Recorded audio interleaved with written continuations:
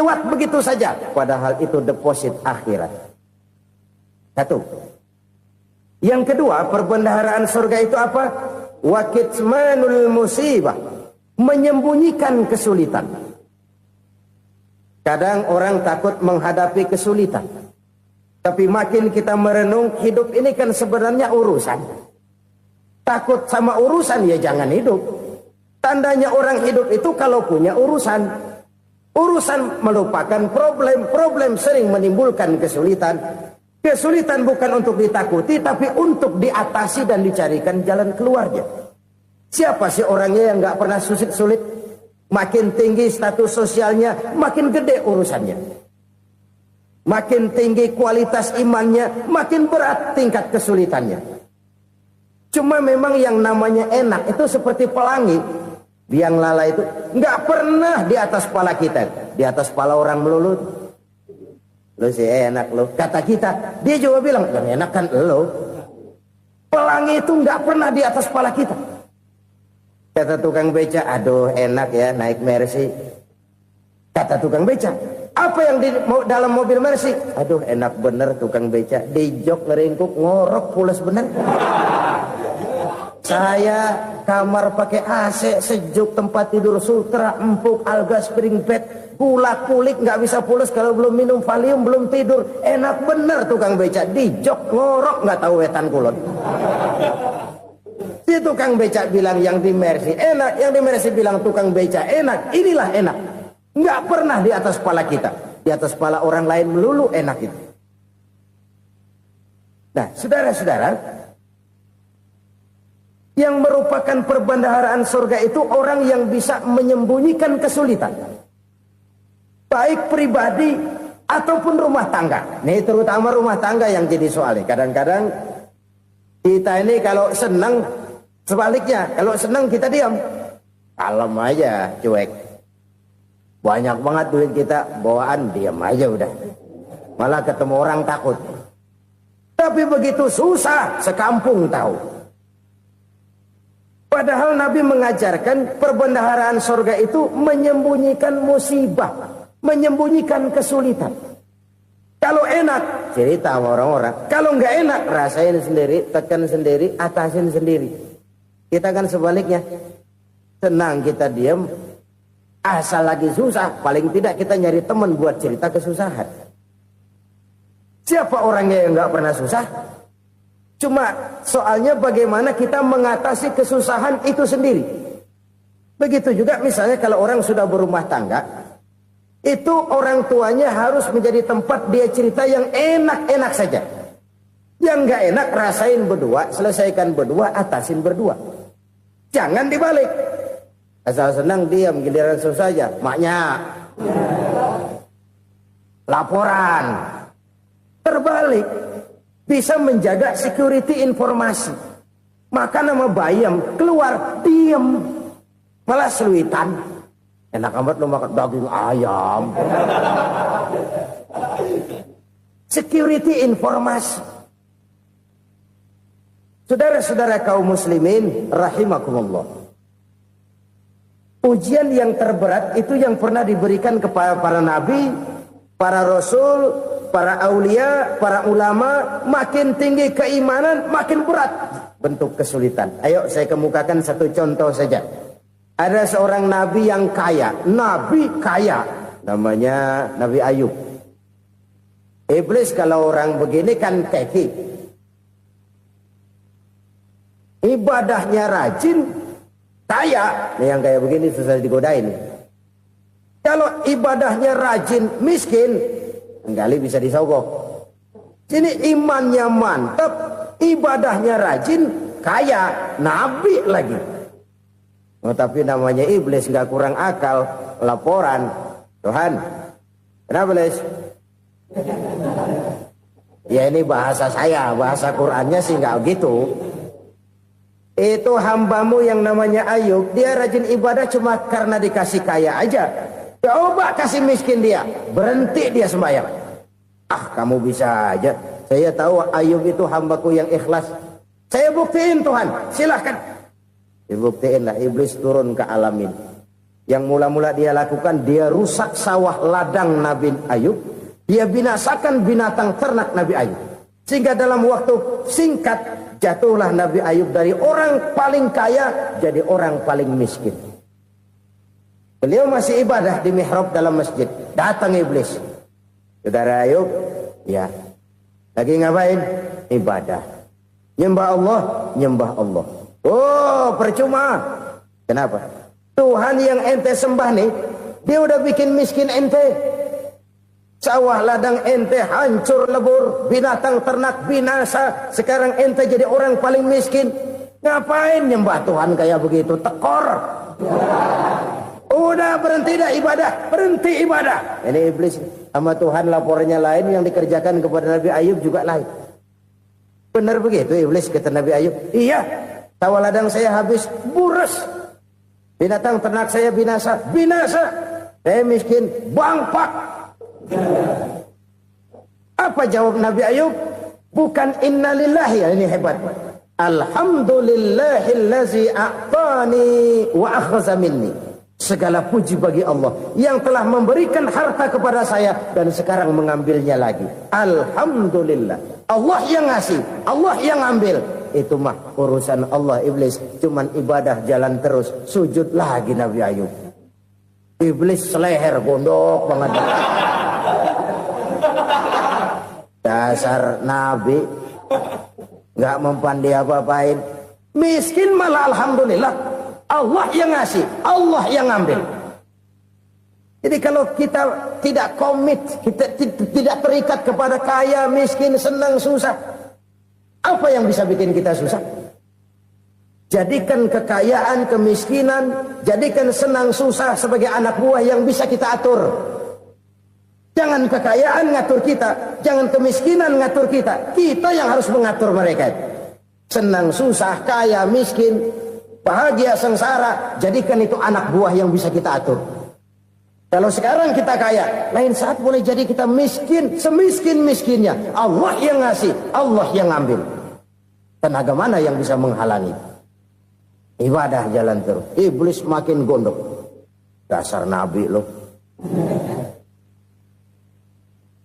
Akhirnya apa? Nabi Ayub dikerjain, diberikan penyakit.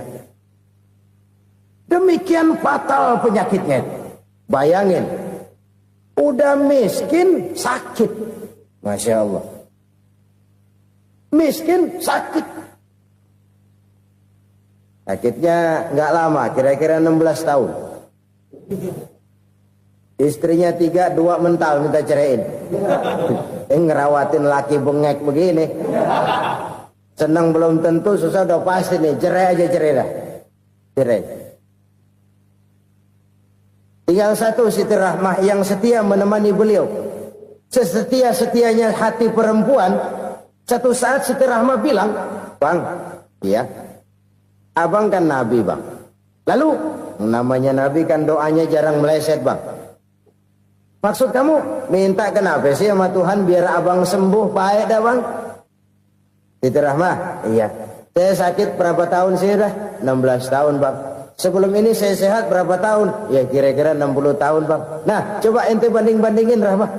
Saya dikasih sehat 60 tahun. Dikasih sakit 16 tahun. Sudah nggak sabar. Mau doa kepada Allah minta sembuh. Saya malu. Malu kepada Allah.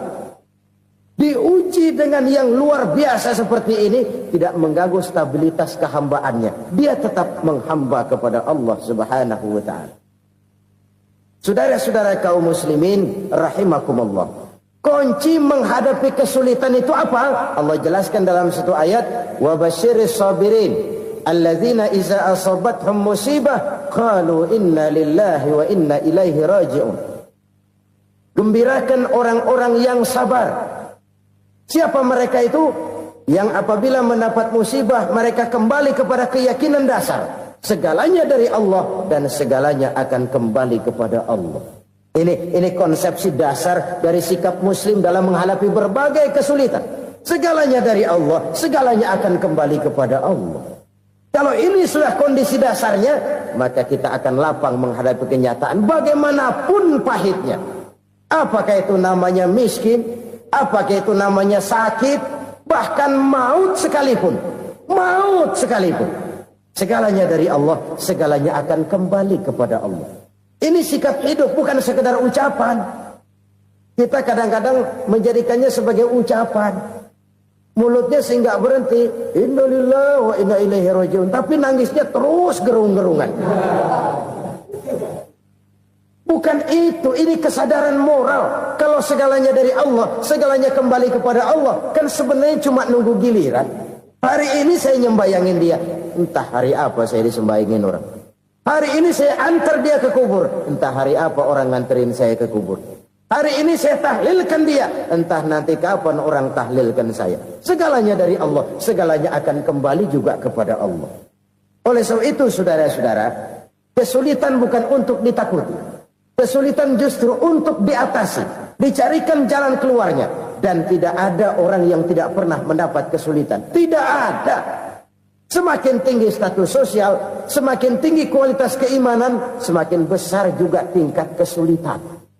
Hanya saja bagaimana cara kita mengatasinya. Dan Al-Quran menyatakan, inna ma'al usri yusra. Di balik kesulitan itu pasti ada kemudahan. Roda itu berputar. Karena itu Rasulullah sallallahu alaihi wasallam mengingatkan kepada kita, ta'arraf ila Allah fir raha ya'rifka fis syiddah. Ingatlah kepada Allah di waktu kamu senang, supaya Allah ingat kepada kamu di waktu kamu susah. Kalau waktu senang kita ingat kepada Allah, kita susah, Allah tidak akan meninggalkan kita. Tapi kalau waktu senang kita jauh dari Allah, sujud tidak sempat, dengan masjid jauh, ketika senang kita lupakan Allah. Nanti begitu kita susah, Allah lupakan kita. Dan itu menyakitkan. Oleh karena itu orang-orang tua kita dulu bilang, kalau lagi sehat ingat-ingat lu bakal sakit nanti. Kalau lagi kaya ingat-ingat satu saat kita bakal jatuh miskin. Bahkan kalau lagi muda ingat-ingat kita bakal tua. Dan yang terpenting, kalau lagi hidup ingat-ingat kita bakal mati. Saudara-saudara kaum muslimin rahimakumullah. Jadi yang kedua yang merupakan perbendaharaan surga, menyembunyikan musibah. Saudara-saudara kaum muslimin rahimakumullah. Hal ketiga yang merupakan perbendaharaan surga adalah wasilatur rahmi. Orang yang suka bersilaturahmi. Sebagaimana yang kita maklum bahwa manusia adalah makhluk yang disebut zon politika. Makhluk sosial yang tidak mungkin hidup sendiri-sendiri.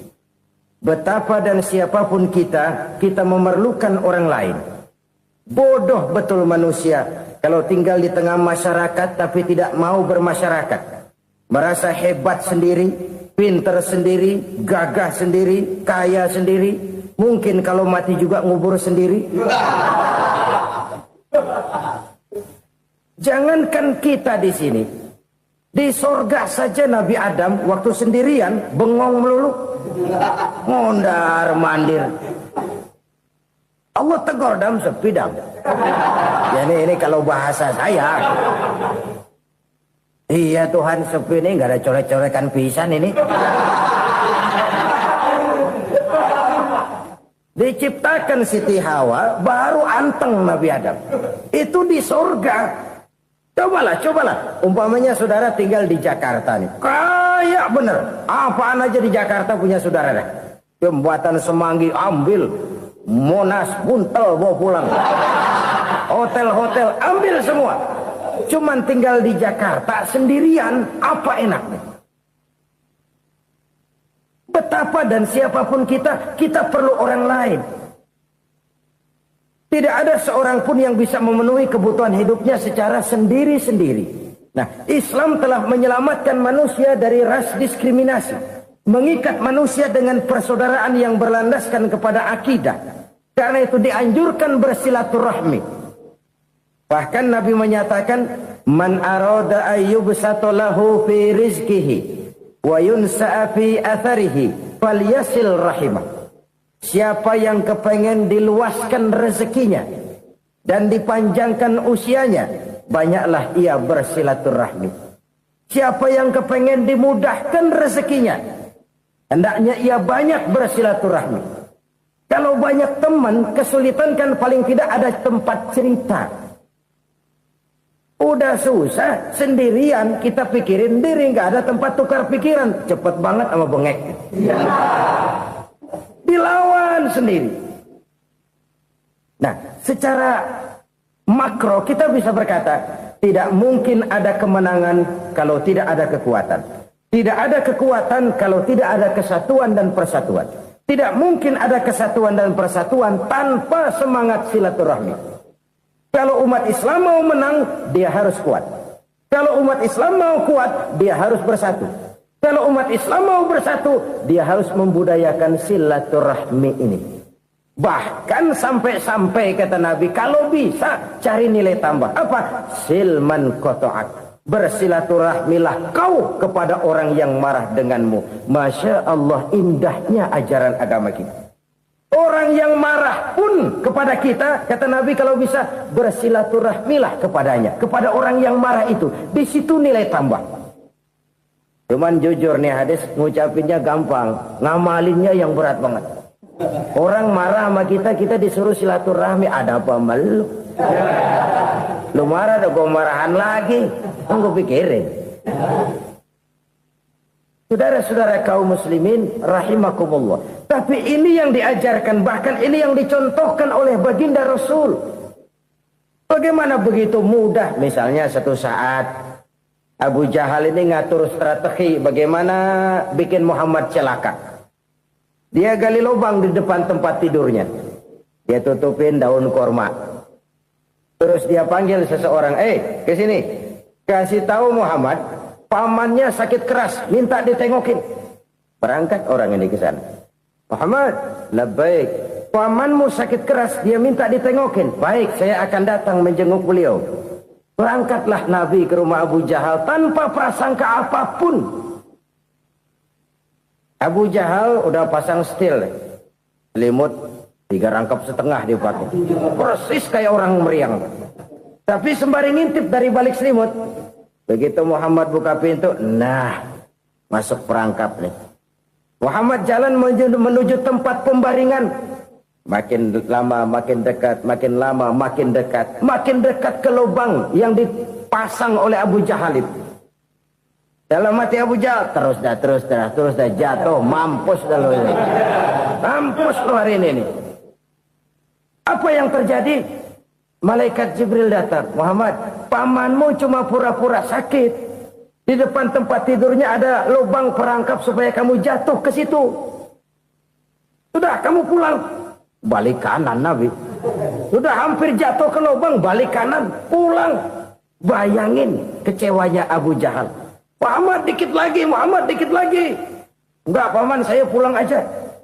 Emosi bangun dari tempat tidur, enggak sadar kalau lagi pura-pura sakit. Lompat ngejar Nabi, dia lupa dengan lubang yang dia gali. Usrak, nyemplung sendiri ke dalam lubang.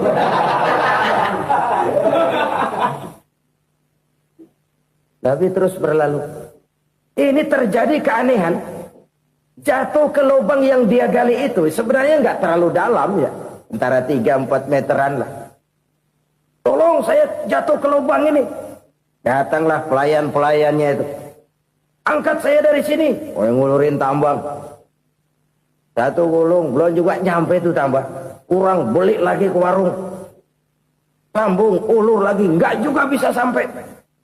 Wah, ini kerjaan Muhammad ini. Tolong, siapa salah seorang kamu ke rumah Muhammad? Kasih tahu, encangnya kecebur. Minta ditolongin. Sampaikan kepada Rasul. Kenapa? Pamanmu jatuh ke lubang, Muhammad minta tolong diangkatin. Tambang udah nyambung-nyambung nggak nyampe juga. Ya, nanti saya datang, saya tolong. Coba. Nyata-nyata orang berniat jahat mau mencelakakan dia. Datang dia menolong. Ini yang disebut air tuba dibalas air susu ya ini. Bukan sebaliknya. Air tuba dibalas air susu. Paman, kecebur ya? Iya Muhammad, tolong ini. Pegang tangan saya. Nabi ulurkan tangannya. Nyampe. Dipegang oleh Abu Jahal. Diangkat ke atas. Sampai atas, apa kata Abu Jahal? Sihirmu memang hebat Muhammad. Udah ditolongin dikata sihir. Yang enak kita kemplang kan itu orang begitu. Urusan apa? Tapi inilah akhlak. Kalau bisa kamu bersilaturahmilah dengan orang yang marah kepadamu sekalipun. Orang marah kita tetap baik. So, kalau kita berbuat baik sama orang yang memang baik, rasanya sih biasa-biasa aja. Orang baik kita baik lagi, ya draw aja, belum ada nilai tambah di situ.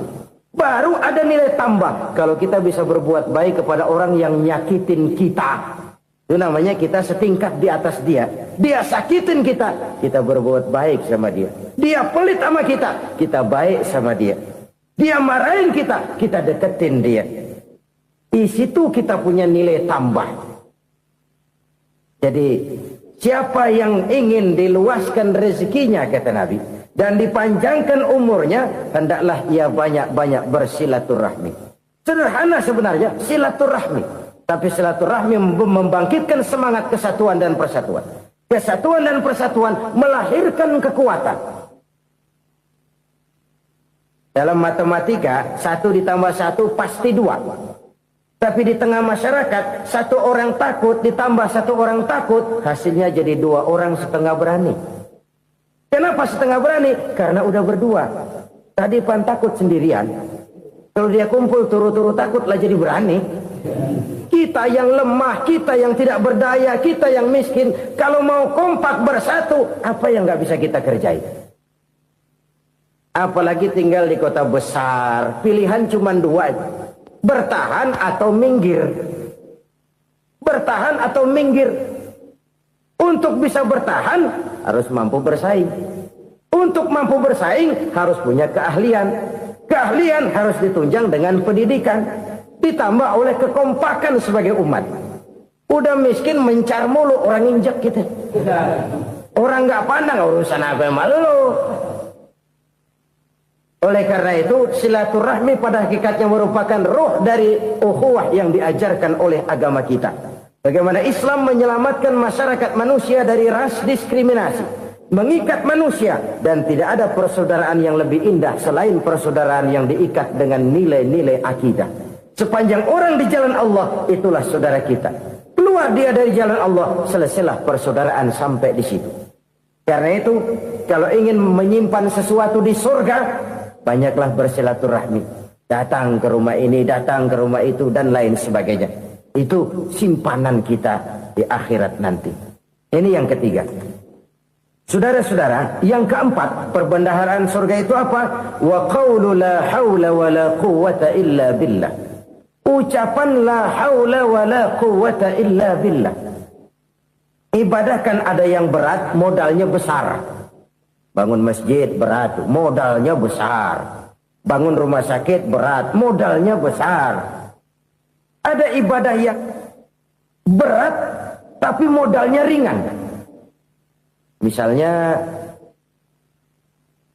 puasa. Puasa itu berat, mengendalikan nafsu. Kalau sekedar nggak makan, nggak minum sih enteng. Mengendalikan nafsu. Itu jihad terbesar. Tapi kan modalnya ringan, cuma niat saja. Ini ibadah berat, modalnya ringan. Ada ibadah yang ringan, modalnya juga enteng. Seperti termasuk ucapan la haula wa la quwwata illa billah. Tanpa sadar, la haula wa la quwwata illa billah. Nyelengin tuh di surga. Nyelengin, kita nggak terasa. Nyelengin simpenan akhirat. La haula wa la quwwata illa billah. Nyimpan lagi. Kaget, la haula wa la quwata illa billah, nyimpan lagi, banyak simpanan. Walaupun sebenarnya yang dimaksud di sini adalah kesadaran batin bahwa tidak ada daya dan kekuatan kecuali Allah. Itu intinya. Kita memulai pekerjaan disunahkan baca bismillah, kan begitu. Apa itu? Kesadaran moral. Bahwa ini saya bisa kerjakan. Saya kerjakan ini dengan menyebut nama Allah. Kenapa? Kalau Allah tidak memberikan daya dan kekuatan, mana mampu saya kerjakan ini. Maka saya kerjakan ini dengan menyebut nama Allah. Bismillah. Kesadaran moral. Manusia hanya wajib berusaha, tapi nggak pernah wajib berhasil. Banyak hal-hal yang kalau kita renungkan secara rasio, nggak mungkin. Tapi jadi kenyataan, la haula wala quwata illa billah. Tidak ada daya dan kekuatan kecuali bagi Allah semata-mata. Kesadaran moral akan kelemahan dan keterbatasan makhluk bernama manusia. Kadang kita kagum dengan otak, tapi kita sering lupa sama yang bikin otak. Padahal bagaimanapun hebatnya otak, yang bikin otak pasti lebih hebat dari otak. Nggak percaya, silahkan otak-otakan. Inilah kecenderungan. Kita kagum dengan pesawat-pesawat mutakhir, bukan main, besi gede banget terbang itu. Alangkah hebatnya. Lalu apa yang bikin otak tidak lebih hebat dari itu semua? Kita puji laut, apa yang bikin laut tidak lebih hebat dari laut itu? La haula wala quwata illa billah. Tidak ada daya dan kekuatan kecuali Allah. Apa yang bisa kita lakukan kalau tidak karena daya dan kemampuan yang diberikan oleh Allah kepada kita?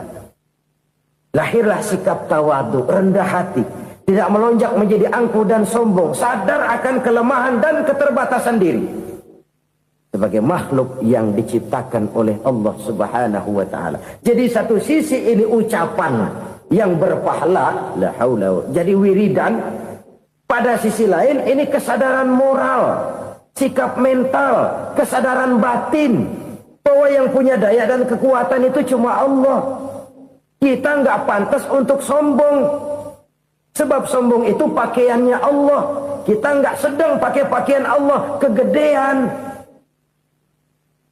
Dan makin kita renungi, makin terbentur. Apa sih yang bisa kita sombongin? Kita mau sombong apa? Kaya, pintar, itu kan semua relatif. Di atas langit masih ada langit lagi. Jadi oleh karenanya, marilah kita menyadari. Manusia hanya wajib berusaha, tapi tidak pernah wajib berhasil. Yang berusaha saja tidak wajib berhasil, apalagi yang tidak berusaha. Islam bukan agama orang pemalas yang selesai sholat lalu endelohom, nggelenggem ayem-ayem. Tapi Islam bukan agama orang sombong yang setelah berusaha lalu tidak memerlukan Allah. Kita bisa saja bikin proyeksi, tahun sekian kita bakal panen besar menurut perhitungan otak. Tapi ada kejadian lain. Apa? Tikus ngambek.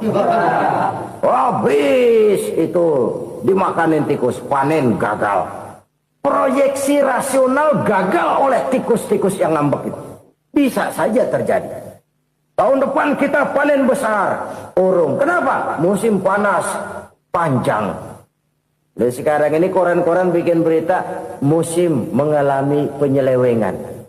Bukan cuma manusia yang nyeleweng sekarang. Musim pakai nyeleweng.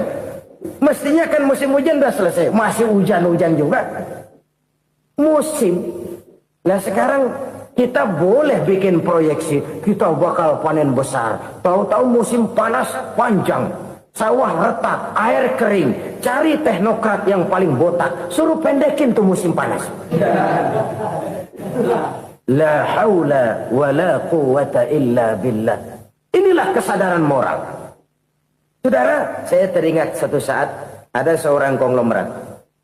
Umurnya ya kira-kira 70-an.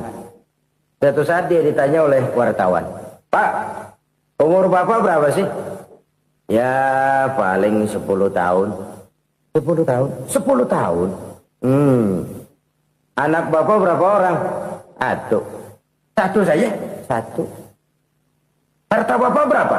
Ya paling-paling bangsa 7 juta kali. 7 juta? Iya. Pak, kenapa Bapak bohongi saya? Bapak punya buku biografi. Koran-koran, majalah-majalah banyak memuat cerita riwayat hidup Bapak. Saya tahu umur Bapak 70. Kenapa bilang cuma 7 tahun? Saya tahu anak Bapak 8. Kenapa cuma bilang 1? Saya tahu harta Bapak miliaran, mungkin triliunan. Pabrik di mana-mana, bank di mana-mana. Kenapa bilang uang Bapak cuma 7 juta? Nah, kata si konglomerat tadi, kamu benar nak, kamu benar. Umur saya kalau jumlahnya memang 70 nak.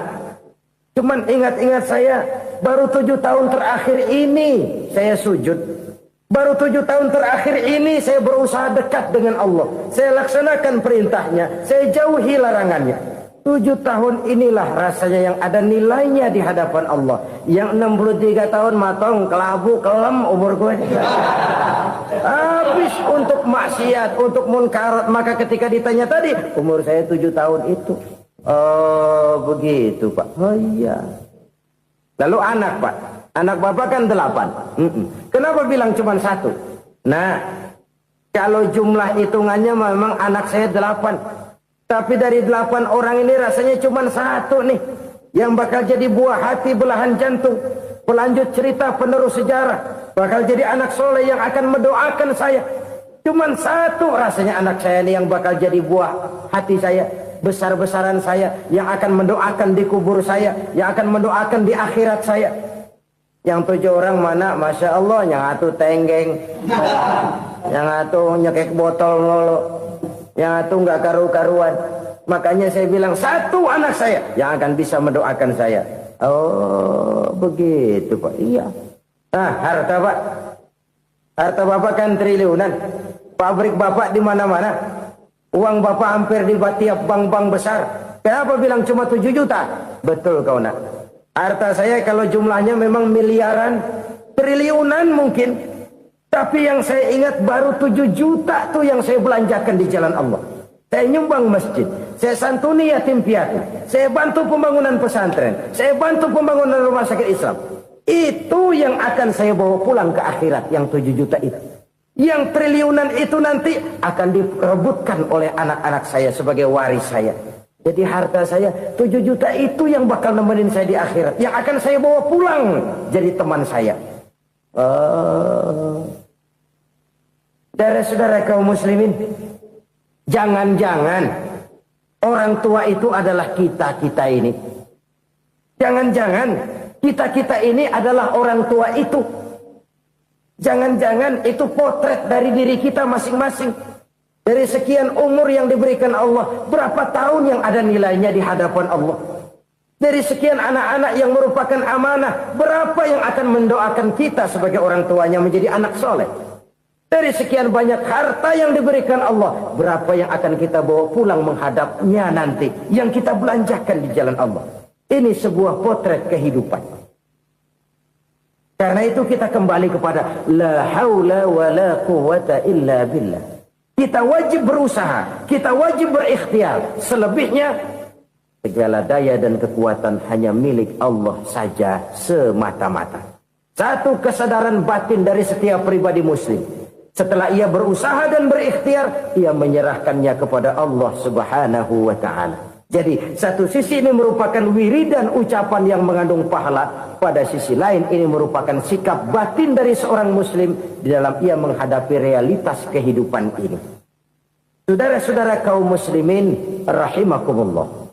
Kalau ini kita jadikan satu basis kehidupan, maka ini akan menyelamatkan manusia dari kemungkinan tergelincir menjadi orang yang lupa diri dan lupa darat.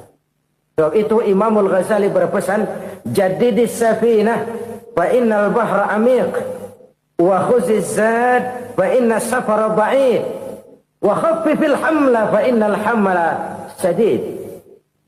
Perbarui selalu kapalmu karena lautan sangat dalam.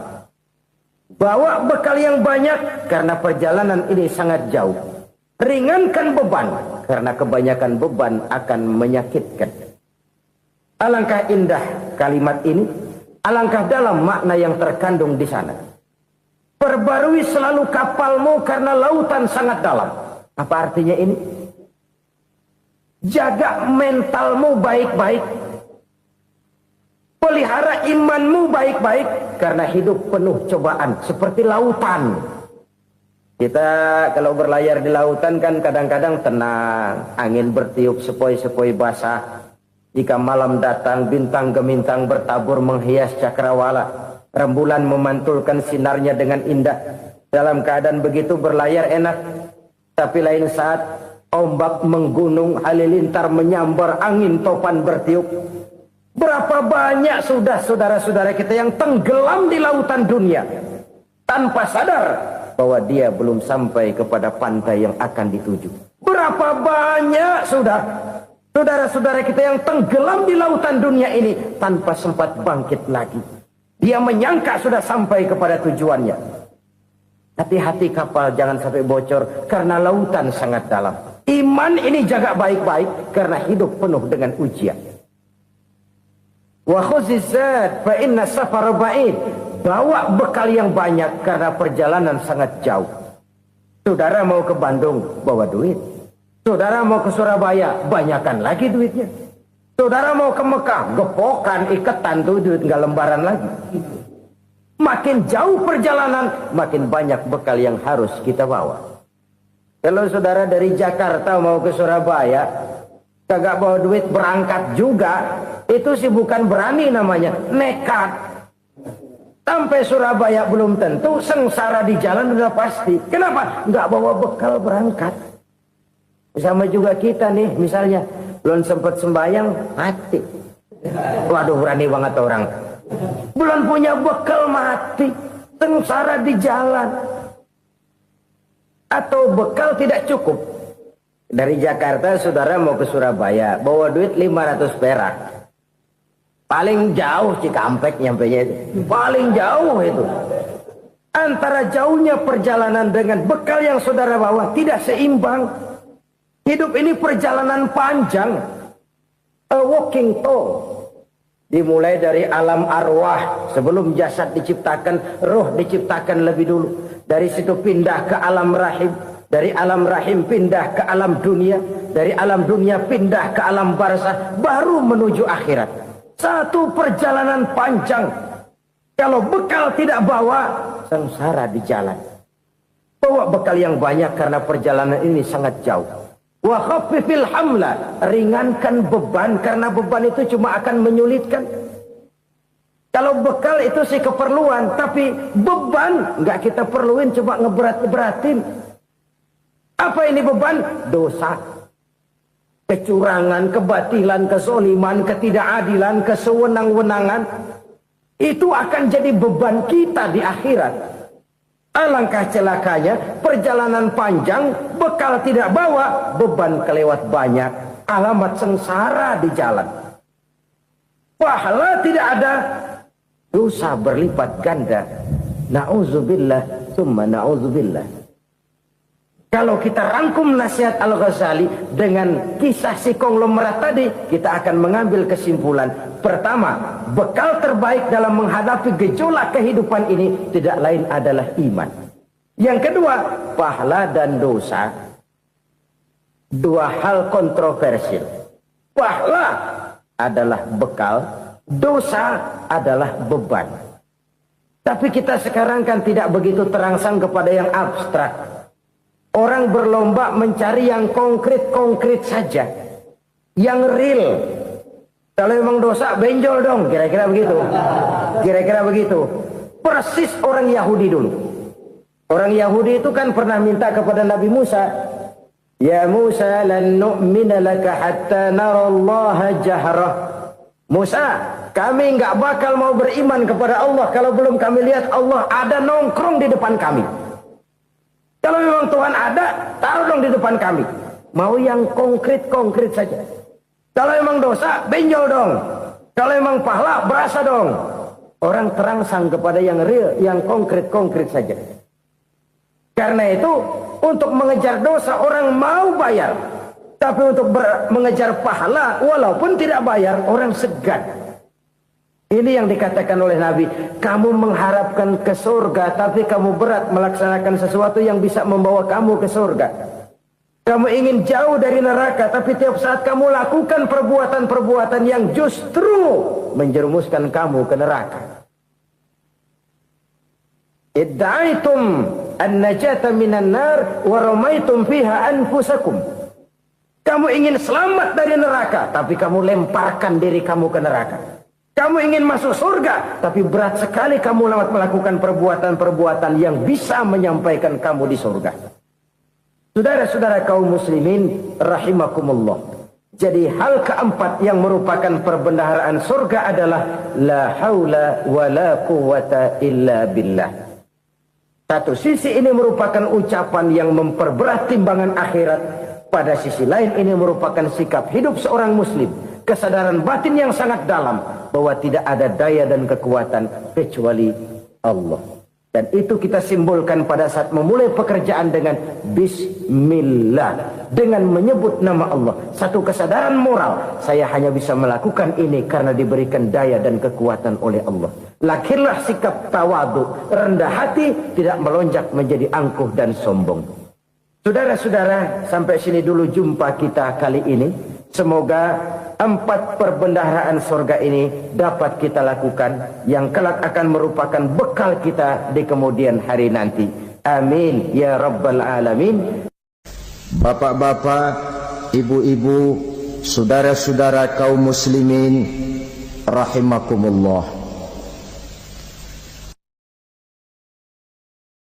Di dalam kehidupan kita sebagai seorang muslim, minimal 5 kali dalam sehari semalam kita mendengar seruan untuk mendirikan solat yang disebut azan.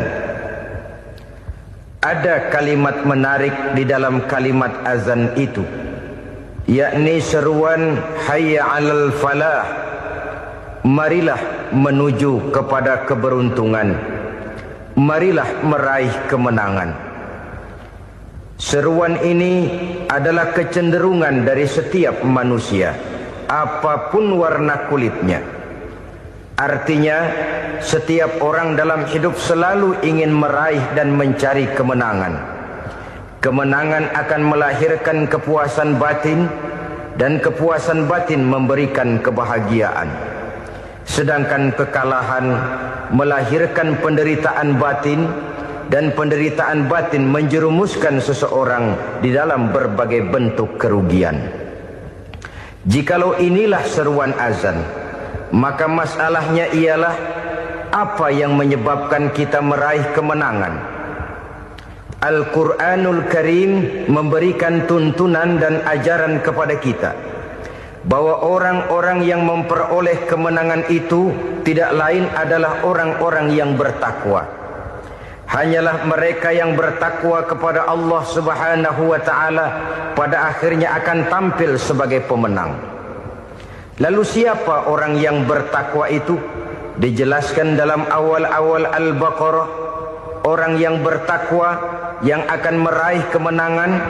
Pertama, alladzina yu'minuna bil ghaib, yaitu orang-orang yang beriman kepada yang gaib. Percaya bahwa ada alam yang gaib, alam yang abstrak, alam yang tidak bisa dijangkau oleh salah satu daripada panca indera kita.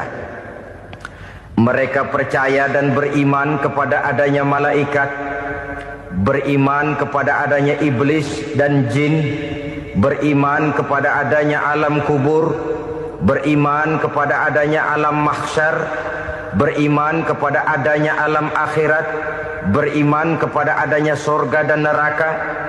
Beriman bukan cuma sekedar beriman dalam ucapan bibir saja, tetapi beriman yang nilai iman itu mampu mewarnai gerak dan gaya hidupnya. Iman yang meresap sampai ke tulang sumsum, kemudian memberikan dampak positif di dalam kehidupan manusia. Alam, kita tahu, adalah sesuatu yang selain Allah, dan Allah bukanlah alam. Apapun namanya selain daripada Allah, itu adalah alam. Alam pada hakikatnya terbagi menjadi 2. Ada alam syahadah, alam nyata, alam konkret, alam yang bisa dijangkau oleh salah satu indera kita. Kemudian ada alam ghaib, alam yang tidak bisa dijangkau oleh panca indera kita, alam metafisika, alam abstrak, alam yang wajib kita imani keberadaannya. Kita percaya bahwa malaikat itu ada, kita percaya kepada jin, bahwa jin itu ada, kita percaya kepada adanya iblis dan setan. Bukan percaya kepada iblis dan setannya, percaya bahwa iblis dan setan itu ada. Itu termasuk salah satu daripada sifat orang yang bertakwa kepada Allah. Saudara-saudara kaum muslimin rahimakumullah, kecenderungan pembangunan yang lebih bersifat materialistis biasanya menggeser aspek kehidupan rohani. Orang berpikir empiri, dan dalam pola pikir yang demikian maka alam gaib tidak lagi mendapat perhatian. Aspek kehidupan yang bersifat rohaniah malah mulai ditinggalkan. Akibatnya terjadilah kepincangan di dalam kehidupan kita. Pernah ada satu pengalaman pribadi. Dalam perjalanan kembali ke tanah air, dalam pesawat di sebelah kanan saya duduklah seorang Jerman, namanya Heiner Simonsen. Iseng saya ajak kenalan, saya ajak ngobrol, saya tanya dia. Saya bilang, Mas Heiner ini, kalau pesawat yang kita tumpangi ini jatuh ke bawah, kira-kira apa yang bakal terjadi, Mas? Dia bilang, kita semua akan mati. Begitu? Iya. Oke. Apa itu mati? Tanya saya. Dia bilang, untuk tahu apa itu mati, kita harus tahu lebih dahulu apa itu hidup. Saya pikir nih bule bisa ngomong juga. Baiklah kata saya. Apa hidup menurut Anda itu? Oh, hidup itu dia bilang, kalau seluruh anggota badan kita bekerja secara normal, paru-paru memompa darah secara normal, jantung berdetak secara normal, sel-sel tubuh bekerja secara fit, dan organisme tubuh hanya mau bekerja secara normal, dia bilang, kalau kita memberi makan yang cukup, menu yang teratur, dan gizi yang lengkap. Saya bilang, kesimpulannya apa, Ner? Dia jawab, hidup adalah dari tangan ke mulut. Life is from the hand to the mouth, kata dia. Hidup adalah dari tangan ke mulut. Jadi masalah hidup tidak lebih daripada masalah isi perut. Orang pergi pagi, pulang sore, peras keringat, banting tulang, perut yang dibelain. Saya bilang, you are wrong. Sampean salah, Ner. Kamu orang Islam bukan? Bukan. Pantas. Kenapa saya salah? Dia bilang, ya jelas salah. Salahnya di mana? Kamu ini manusia. Kalau hidup cuma dari tangan ke mulut, saya bilang, kambing di kampung saya juga begitu pikirannya, Ner. Itu kambing di kampung saya, asal perutnya kenyang, sudah hidup dia. Perkara besok bagaimana, lusa prospeknya macam mana, bulan depan ada apa, kambing nggak pernah mikir. Di kampung saya kambing juga pikirannya begitu. Kamu Kristen ya? Tadinya. Loh kok tadinya, lalu apa sekarang kamu ini? Dia bilang, sekarang saya netral. Saya tidak beragama, tapi saya percaya kepada Tuhan sebagai pencipta alam. Saya ingat benar dia bilang, I haven't any religious, but I believe to God as the creator of the world. Kenapa bisa netral begitu, Ner? Habis saya bingung katanya. Islam bilang Islam baik, Kristen bilang Kristen baik, Hindu Buddha bilang Hindu Buddha baik, semua agama baik. Saya netral sekalian, nggak beragama. Yang penting saya percaya kepada Tuhan. Saya bilang, Ner, kamu ini kayak orang mau beli celana, lalu bingung. Yang satu bilang Levi's bagus, yang satu bilang Blue Jean hebat, yang satu bilang Wool England hebat. Celana ini hebat, celana itu bagus, celana ini hebat. Semua celana bagus, kamu bingung. Akhirnya netral, tidak pakai celana. Itu juga salah. Saya pikir-pikir, kemudian saya melihat bahwa dua pola berpikir Heiner ini nampaknya sudah mulai menggejala di lingkungan masyarakat bangsa kita. Disadari atau tidak, secara jujur kita harus berkata, dua pola pemikiran Heiner ini mulai berkembang di tengah masyarakat bangsa kita. Pertama, pola pikir materialisme. Hidup adalah dari tangan ke mulut. Masalah hidup tidak lebih masalah isi perut. Itu yang perlu dibela, dan disitulah arti kehidupan. Pergi pagi pulang sore, peras keringat banting tulang untuk mempertahankan perut. Kalau sudah kemari cara orang berpikir, maka buat apa percaya kepada yang gaib? Untuk apa sholat? Untuk apa puasa? Untuk apa zakat? Untuk apa menghadiri majelis taklim? Tanpa kepercayaan kepada yang gaib, hidup berjalan menurut alur empiris dan materialis. Kalau sudah ke sana cara orang berpikir, biasanya orang lalu cenderung menghalalkan segala cara. Hanyalah orang yang percaya bahwa akhirat ada. Hanyalah orang yang percaya bahwa alam kubur itu ada. Hanyalah orang yang percaya bahwa malaikat itu ada, hidupnya akan lebih terarah dan terkendali.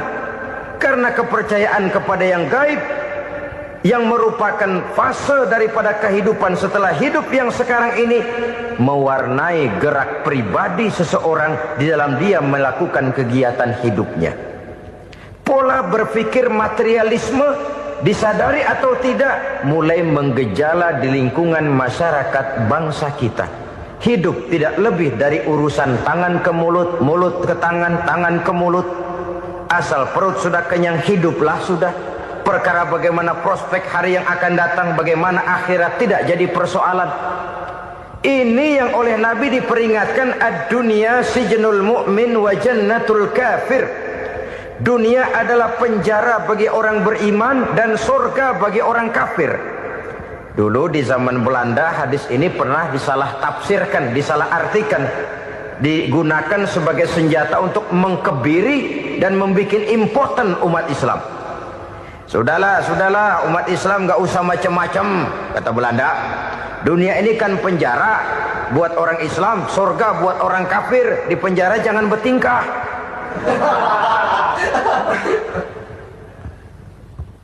Pengertiannya tidak begitu. Dunia adalah penjara bagi orang mukmin. Artinya dalam kehidupan dunia seorang mukmin tidak bebas memperturutkan hawa nafsunya. Di penjara hawa nafsunya itu. Sebaliknya surga bagi orang-orang kafir. Buat orang kafir, surgalah dunia ini. Mereka bebas memperturutkan hawa nafsunya. Dilarang tidak terlarang, dicegah pun tidak tercegah. Mereka hidup menurut alur bisikan nafsu mereka sendiri. Kemudian bila ajal datang, maut merenggut nyawa, selesailah surganya sampai di situ. Maka bagi orang-orang yang tidak percaya kepada adanya akhirat, kepada adanya alam gaib, surganya sebatas umurnya. Sekali lagi, surganya sebatas umurnya. Bila umur selesai, ajal pun datang merenggut nyawa, selesailah sudah surganya sampai di situ. Alangkah pendeknya perjalanan orang-orang yang tidak percaya kepada alam gaib ini. Bagi kita mukmin, jikalau kita mampu memenjarakan hawa nafsu, kita bisa bahagia di dunia ini. Dan Islam memang tidak menyuruh kita sengsara di dunia. Raih dunia, kejar dunia, gapai dunia sebagai alat untuk mencapai kebahagiaan di akhirat nanti. Hidup adalah satu perjalanan panjang yang terbentang sejak kita terlahir dari alam rahim sampai kepada alam akhirat nanti. Andai kata kita gagal meraih kebahagiaan di dunia, toh kita masih punya akhirat. Tapi jangan jadi dalil yang melemahkan semangat. Biarin dah kita di dunia kebelangsak, yang penting akhirat. Akhirnya dunia benar-benar kebelangsak. Bagaimana dunia ini bisa kita raih, dan bagaimana meraih dunia untuk menunjang kepentingan akhirat nanti. Yang kedua, dari pikiran Heiner yang saya lihat menggejala di lingkungan masyarakat bangsa kita, timbulnya manusia-manusia netral. Seolah-olah Tuhan yes, agama no. Sama Tuhan percaya, agama ogah. Tuhan ngangguk, giliran agama godeng.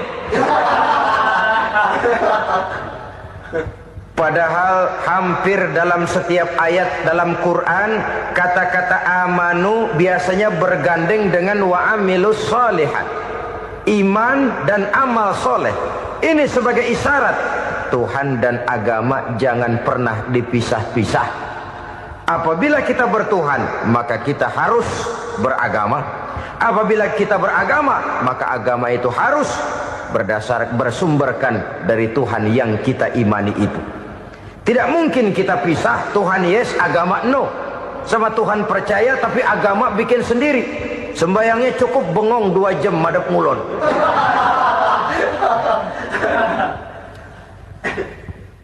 Saudara-saudara kaum muslimin rahimakumullah.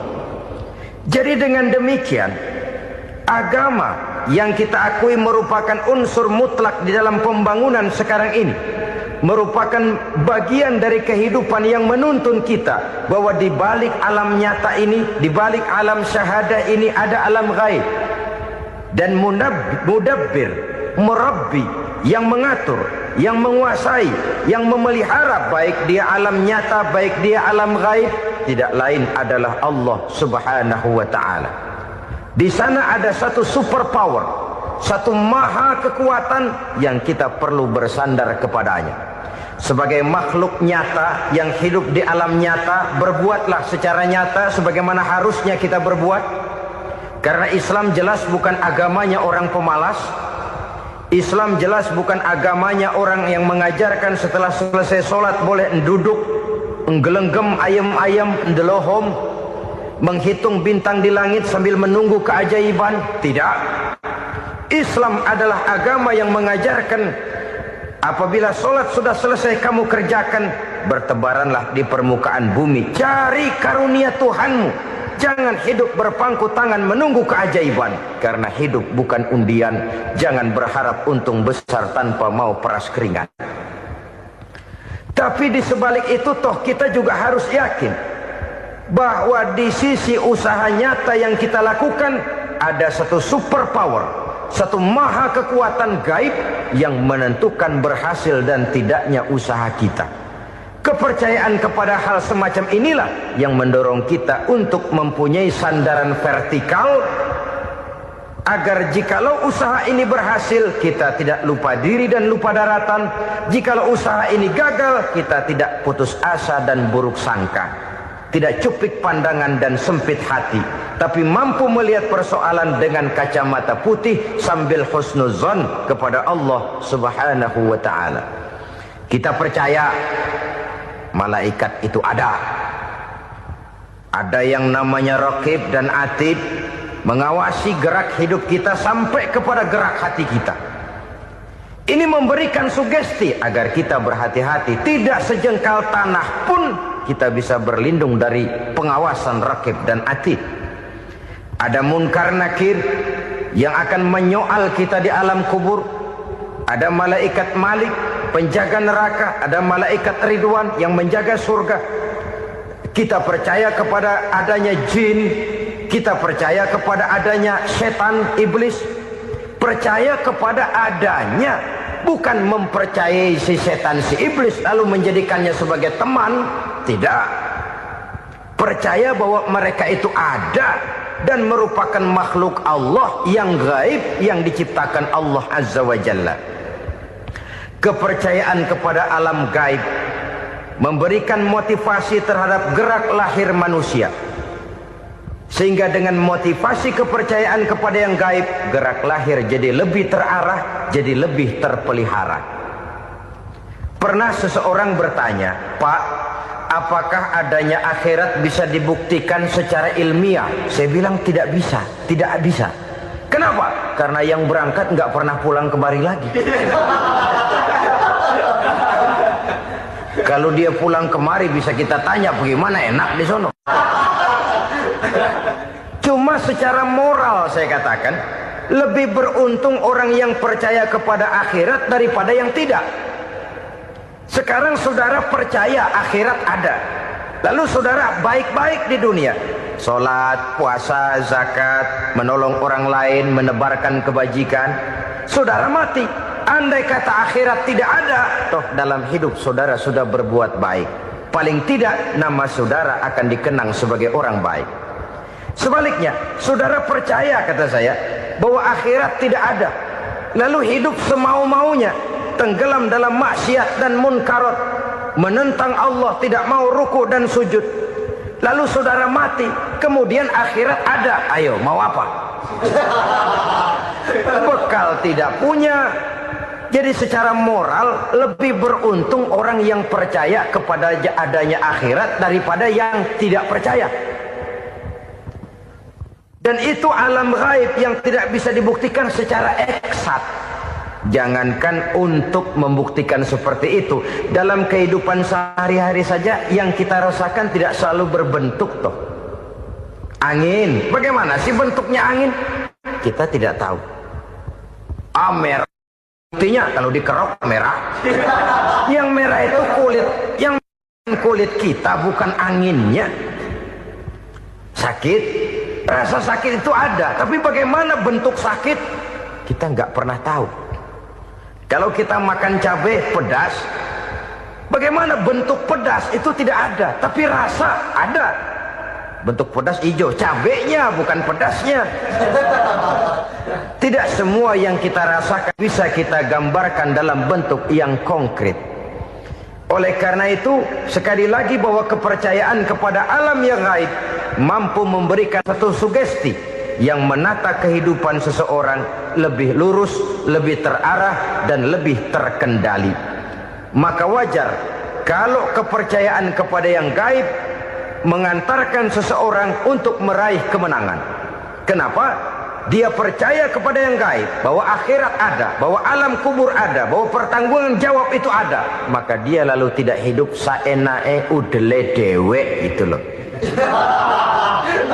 Tidak hidup menurut seleranya sendiri, terarah, teratur. Ini cirinya yang pertama. Orang bertakwa yang akan meraih kemenangan, mereka beriman, mereka percaya kepada yang gaib. Bahkan hal-hal konkret saja selalu berangkat dari yang gaib. Saudara-saudara, para remaja, para pemuda sekarang ini tidak pernah tahu toh siapa yang akan jadi teman hidup saudara. Kita bisa saja ngerancang, mentargetkan, tapi toh akhirnya yang namanya jodoh bukan kekuasaan kita. Rezeki di luar kemampuan kita. Begitu juga ajal. Maut, jodoh, ajal adalah contoh-contoh konkret bahwa pada akhirnya yang gaiblah yang menentukan. Bertahun-tahun ngelancong, emang jodoh seret, nggak jadi.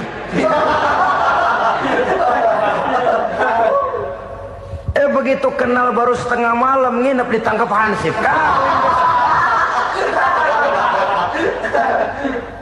Hal-hal semacam itu kadang-kadang kita berpikir suuzon, gilet, perempuannya cakep banget, lakinya rebek amat. Memang begitulah jodohnya. Memang begitulah jodohnya.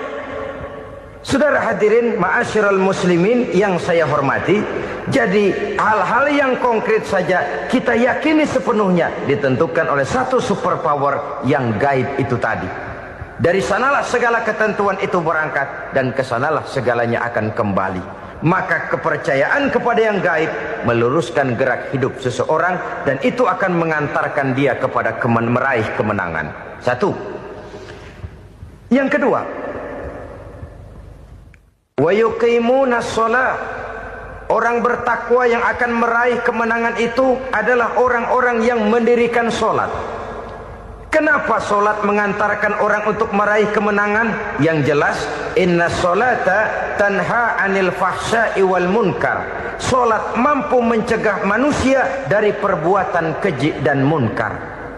Banyak filsafat hidup yang terkandung di dalam sholat ini. Sejak kita wudhu sampai kita menghadap ke arah kiblat, sampai kita melakukan gerak-gerak sholat, bacaan-bacaan yang ada di dalam sholat, lalu sampai kepada mengucapkan salam. Banyak filsafat hidup yang terkandung di dalam sholat. Umpamanya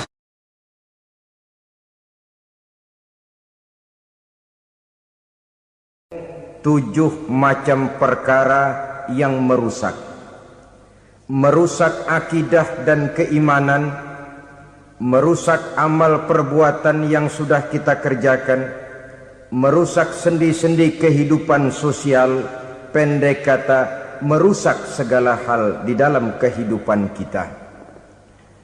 Jauhilah olehmu 7 macam perkara yang merusak. Yang pertama, asyirku billah, menyekutukan Allah subhanahu wa ta'ala. Agama dimulai dari keyakinan. Maka kehancuran agama selalu dimulai dari kehancuran keyakinan, iman atau akidah yang dimiliki oleh seseorang. Dan untuk menghancurkan nilai-nilai iman yang kita miliki ini, orang rasanya tidak akan menghantam kita dengan peluru kendali. Orang tidak akan mengirimkan nuklir ke sini. Orang tidak juga akan mengirimkan satuan militernya ke sini. Untuk menghancurkan nilai-nilai iman, dibanjiri kita dengan paham-paham yang merusak dan mendangkalkan akidah. Baik ia bernama materialisme, baik ia bernama sekularisme, baik ia bernama banjirnya maksiat dan munkarat, baik ia bernama banjirnya peradaban dan kebudayaan yang menghancurkan moral daripada anak-anak kita, sedikit demi sedikit melenturkan dan melunturkan nilai-nilai keimanan kita, untuk kemudian pada waktunya nilai iman itu akan bertukar dan berganti menjadi nilai syirik kepada Allah Subhanahu wa taala. Atau pada sisi lain, menjadikan yang selain Allah sebagai tujuan akhir daripada kehidupan kita. Sedangkan kita sama-sama maklum bahwa di dalam pandangan agama Islam, dosa yang tidak berampun, dosa yang terbesar, termasuk dalam kategori bapak moyangnya dosa, tidak lain adalah syirik, yakni menyekutukan Allah Subhanahu wa ta'ala. Pola penghancuran iman ini memang berstrategi. Ditawarkan kita kepada paham materialisme, paham kebendaan, di mana otak menempati urutan sebagai ranking pertama, Tuhan jatuh pada urutan kedua. Lalu menyusul kepada paham sekularisme, Allah dipisahkan dari seluruh kegiatan hidup ini, untuk pada gilirannya menjadikan yang selain Allah sebagai tujuan akhir daripada seluruh kegiatan hidup kita. Oleh karenanya, kewajiban menjaga nilai-nilai iman ini merupakan kewajiban yang mulia tetapi berat. Tidak hanya untuk kita, tetapi juga bagaimana mewariskannya kepada anak-anak kita, generasi yang akan datang. Orang-orang tua bijaksana yang diceritakan di dalam Al-Quran, kalau sudah berpikir tentang anak-anaknya, pertanyaan yang paling mereka risaukan ialah, ma ta'buduna min ba'di. Anakku, kalau pada satu saat aku, ayahmu sudah tidak ada lagi di dunia ini, meninggalkan kamu semua, ma ta'buduna min ba'di, apa yang akan kamu sembah nak? Jikalau sekarang ayahmu masih mau ke masjid, masih mau melakukan rukuk dan sujud, masih beribadah menyembah Allah Subhanahu wa ta'ala, kalau orang tuamu sudah tidak ada, ma ta'buduna min ba'di, masihkah engkau mau datang ke masjid? Masihkah engkau mau rukuk dan sujud? Masihkah engkau mau menyembah Allah Subhanahu wa ta'ala? Pertanyaan ini yang dipikirkan oleh Nabi Yakub kepada putra-putranya. Pertanyaan ini yang diteruskan oleh Nabi Ibrahim kepada anak-anaknya. Pertanyaan ini yang diwariskan oleh generasi ulama'us salafus saleh kepada para generasi berikutnya. Bagaimana kita generasi sekarang? Kita orang-orang tua sekarang bukan berfikir ma ta'buduna min ba'di, malah yang kita fikirkan ma ta'kuluna min ba'di. Kalau bapak tidak ada nanti kamu makan apa nak? Perkara kamu nyembah apa, urusan nomor 18. Yang penting kamu nanti hidup bisa makan nak. Maka kita sibuk mewariskan harta kepada anak-anak kita. Kita sibuk mewariskan kebun dan tanah kepada anak-anak kita. Kita sibuk mewariskan pabrik kepada anak-anak kita, sementara kita lupa mewariskan intan yang paling mahal, mewariskan mutiara yang paling berharga, yaitu nilai iman kepada Allah Subhanahu wa ta'ala. Alangkah baiknya apabila warisan harta, warisan tanah dan kebun, warisan rumah dan pabrik didasari lebih dahulu dengan mewariskan nilai iman kepada Allah Subhanahu wa taala.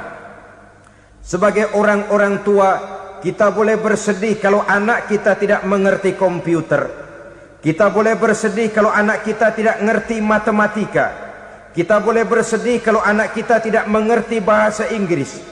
Tapi sewajarnya lebih bersedihlah kita orang tua jikalau mempunyai anak yang tidak kenal Allah sebagai Tuhannya, yang kemudian tidak mau rukuk dan sujud kepada Allah Tuhannya. Itulah kemalangan yang paling malang bila kita meninggalkan generasi yang tidak bertauhid kepada Allah Subhanahu wa taala. Betapapun anak kita tidak ngerti komputer, saudara, paling-paling kerugiannya cuma kerugian dunia. Masuk dia ke alam barzakh, munkar nakir tidak akan sempat tanya kau belajar komputer apa tidak. Kumpul dia di padang mahsyar, malaikat juga tidak akan tanya matematikamu nilainya berapa.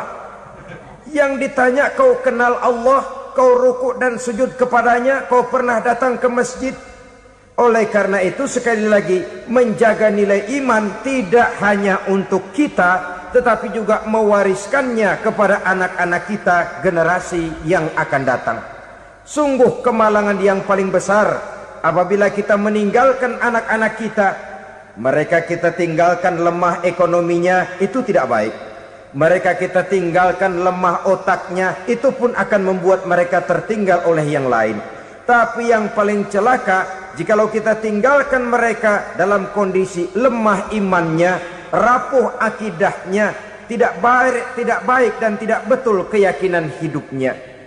Oleh karena itu Nabi berpesan, jauhilah 7 perkara yang merusak. Yang pertama, syirik kepada Allah Subhanahu wa taala.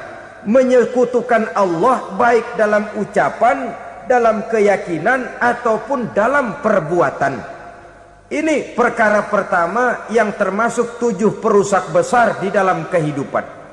Kalau sudah jatuh kita ke lembah syirik, bagaimanapun banyak kebaikan yang kita kerjakan, berjiwa sosial, bertangan pemurah, gemar menolong orang lain, kalau memang dasarnya syirik, maka seluruh kebaikan kita akan hancur, tidak akan ada nilainya dalam pandangan Allah Subhanahu wa taala.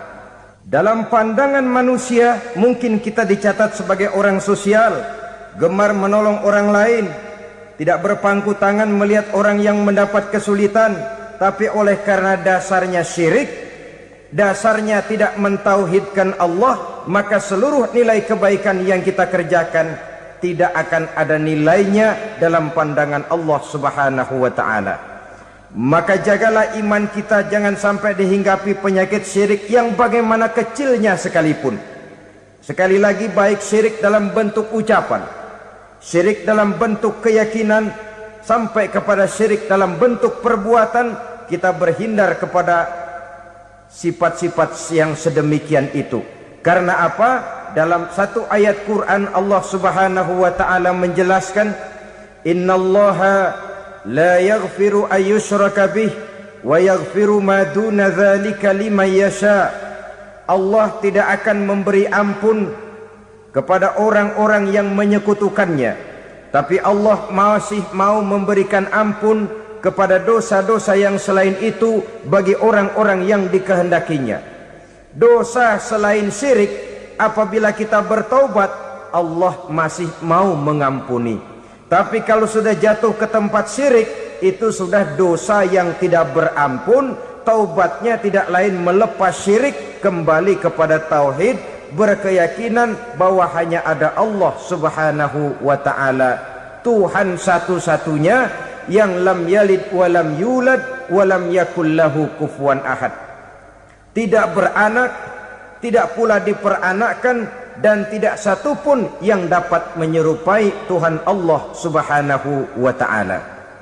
Saudara-saudara kaum muslimin rahimakumullah, bahwa kita di zaman sekarang memang tidak menyembah berhala, ya. Bahwa kita tidak berterang-terangan mengatakan Tuhan lebih dari satu, memang. Bahwa kita tidak berkeyakinan Tuhan itu punya anak atau diperanakkan, tentu. tapi dalam perbuatan dan i'tiqad kita kadang-kadang jatuh tanpa kita sadari ke tempat yang bernama syirik ini. Oleh karenanya, di zaman di mana teknologi makin canggih, di mana kemajuan pembangunan makin menjangkau berbagai aspek kehidupan, diperlukan keseimbangan antara kemajuan fisik material dengan kemajuan mental spiritual. Apabila tidak ada keseimbangan yang terwujud, tentulah kepincangan yang diawali dengan pincangnya cara kita berpikir, sehingga pada akhirnya akan mengarah kepada pincangnya cara kita berbuat dan bertindak di dalam kehidupan kita. Oleh karena itu Nabi berpesan, jauhilah sifat syirik, karena syirik merupakan dosa yang teramat besar.